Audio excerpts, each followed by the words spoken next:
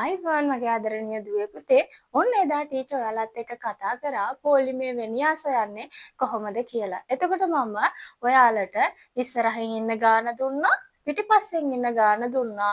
එතකොට මම ඔයාලට කිව්වා කොහොමද මේ ඉස්සරහින් ඉන්න ගානයි පිටිපස්සෙන් ඉන්න ගානයි දුන්නට පස්සේ පොලිමේ සම්පූර්ණයෙන්ම ඉන්න ප්‍රමාණය හොයන්නේ කියලා. ඒක මතකයි නේද හැමෝටම? ඔව් මම හිතනවා ඔයාලා හැමෝටම මේක මතකයි කියලා. එහෙනම් ඔන්න අද අපි කතා කරන්න යන්නේ පොලිමේ ඉන්න සම්පූර්ණ ගානම පුතේ දෙනවා. ඊට පස්සේ අපි සම්පූර්ණ ගාන දුන්නට පස්සේ මේ පොලිමේ මැද ඉන්නේ කීවෙනියද කියලා තමයි හොයන්න යන්නේ. එහෙනම් අපි බලමු මේක හොයන්නේ කොහොමද කියලා. ඔන්න පුතේ බලන්න පොලිමක සිටින මුළු පිරිස 27කි. එම පොලිමේ හරිමැද සිටින්නේ කීවෙනියාද? මෙන්න මේ වගේ ප්‍රශ්නයක් දුන්නම අපිට පුතේ පොලිම දැන් මම ඉස්සෙල්ලා කිව්වා පොලිම ඇඳ ඉන්න අපිට වෙලාවක් නැහැ. එහෙනම් අපි චුට්ටක් ඇඳලා බලමු. හැබැයි මේ 27 කියන එක අඳින්න ගියොත් අපිට ගොඩ වෙලාවක් යනෝනේ. අපි උදාහරණයක් විදියට බලමු. හරිද? මෙන්න මෙතෙන්ට 27 වෙනුවට අපි දැනට නිකන් 7 දාගෙන බලමු. එතකොට අපිට 7ක් අඳින්න ලේසියිනේ. ඔන්න 7 දාගෙන බලමු. එහෙනම් මේ ප්‍රශ්නේ හැදෙන්නේ කොහොමද? පොලිමක සිටින මුළු පිරිස 7කි. එම පොලිමේ හරිමැද සිටින්නේ කීවෙනියාද කියලා තමයි හොයන්න යන්නේ. 1යි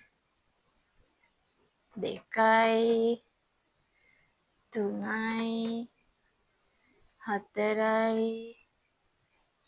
5යි 6යි 7යි.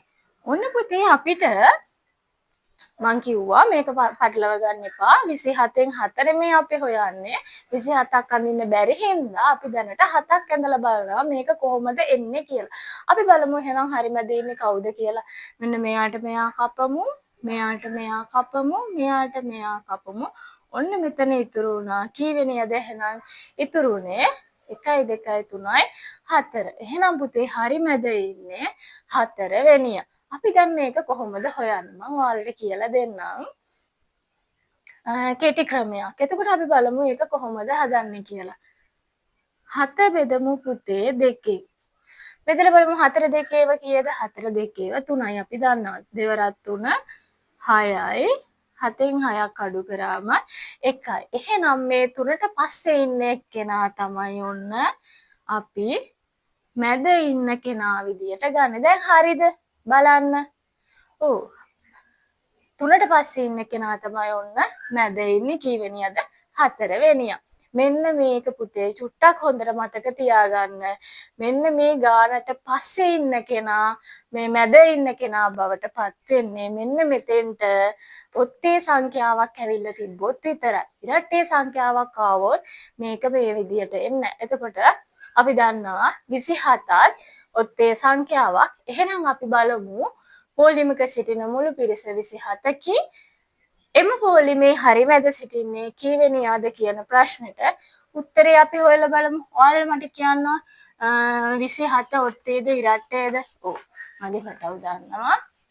27 කියන්නේ ඔත්තේ සංඛ්‍යාවක්. එහෙනම් අපි බලමු මේක කොහොමද කරන්නේ කියලා.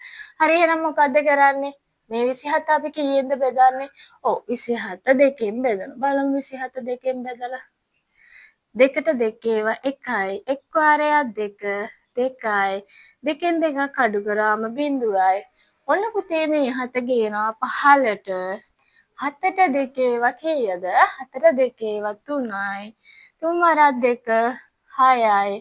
7න් 6ක් අඩු කරාම 1යි. එහෙනම් 13ට පස්සේ ඉන්න කෙනා තමයි මැද ඉන්නේ. එහෙනම් 13ට පස්සේ ඉන්නේ කවුද? 14 වෙනිය. එහෙනම් මේ පොලිමේ මැද ඉන්න කෙනා තමයි 14 වෙනිය. ආයෙ කියනවා පුතේ මෙන්න මෙතන ඔත්තේ සංඛ්‍යාවක් නම් විතරයි මෙන්න මේ විදියට ගන්න. දෙකෙන් බෙදලා මේ උත්තරේ 13 එනවා. ඒ 13ට පස්සේ කෙනා ගන්නේ ඔත්තේ සංඛ්‍යාවක් නම් විතරයි අපි.